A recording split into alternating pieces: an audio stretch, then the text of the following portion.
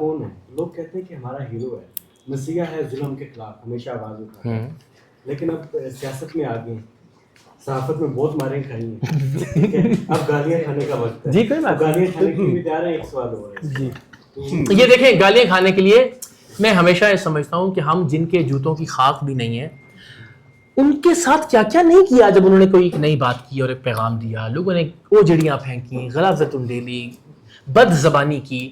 چلیے again in کے جوتوں کے ذروں کی خاک کی اوقات بھی نہیں ہے ہماری. ہم دنیاوی مثالیں ہی لے لیں. آج ہم سقراط کو یاد کرتے ہیں، اپنے وقت میں زہر کا پیالہ پینا پڑا اس کو بڑی محفل کے اندر. کتنا مجبور کیا گیا ہوگا اس کو کہ اس کو زہر کا پیالہ پینا پڑا. ہم ان الحق کہنے والے منصور حلاج کی بات کرتے ہیں، کھال کھینچ دی گئی، دار پر لے جایا گیا لوگوں کو. تو یہ اگر کوئی یہ سمجھتا ہے کہ یہ چند گالیاں اور بد زبانی کرنے سے، گالن گلوچ سے ایک ایسی بات جس کو میں ٹھیک سمجھتا ہوں وہ غلط ہو سکتی ہے، اس کا امکان ہے. لیکن جس کو میں ٹھیک سمجھتا ہوں اگر میں کہنے سے باز آ جاؤں گا تو یہ بڑی خام خیالی ہے. یہ کر کے دیکھ لیں آپ انشاءاللہ. آپ کہہ رہے ہیں کہ ایکسٹینشن نہیں ہونی چاہیے. جنرل عاصم منیر صاحب کی ایکسٹینشن ہوگی، اگر ہوگی تو کیا آپ ان کے خلاف بات کریں گے؟ میں دیکھیں میں ہمیشہ یہ بات سمجھتا ہوں کہ آپ کو ایک اصول وضع کر لینا چاہیے. وہ اصول نواز شریف کے خلاف ہو، وہ اصول عمران خان صاحب کے خلاف ہو، وہ اصول پر بات کرنی چاہیے.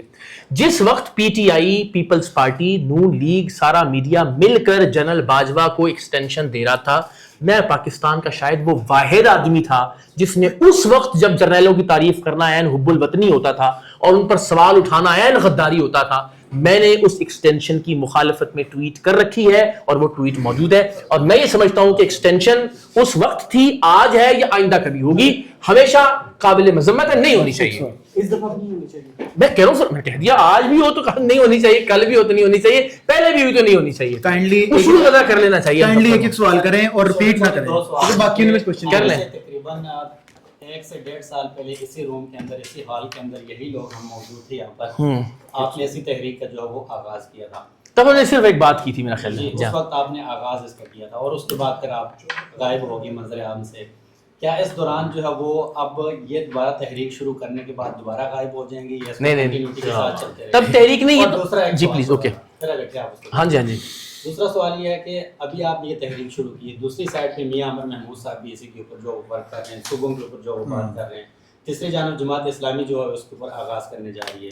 کیا تینوں مل کے ایک پلیٹ فارم کے اوپر بیٹھ کے کیا مستقبل میں اکٹھے ہو سکتے ہیں؟ دیکھیں میاں صاحب کا تو بالکل ایک ڈفرنٹ ایجنڈا ہے. وہ ڈویژنس کو صوبے بنانے کی بات کر رہے ہیں. اس کا تو میرا خیال اس جتنی باتیں ہم نے کی شاید اس میں سے کسی ایک چیز سے بھی تعلق نہیں ہے. ٹھیک ہے. دوسری بات جماعت اسلامی کا جواب میں آلریڈی دے چکا ہوں. تیسری بات جو آپ نے کہا کہ دوبارہ تو نہیں خاموش ہو کے بیٹھ جائیں گے، اس وقت یہ گواہ ہم تو بہت عرصے سے میں انس سے اور ان سب سے کہتے تھے یار یہ ہونا چاہیے. تو وہی میں آپ سے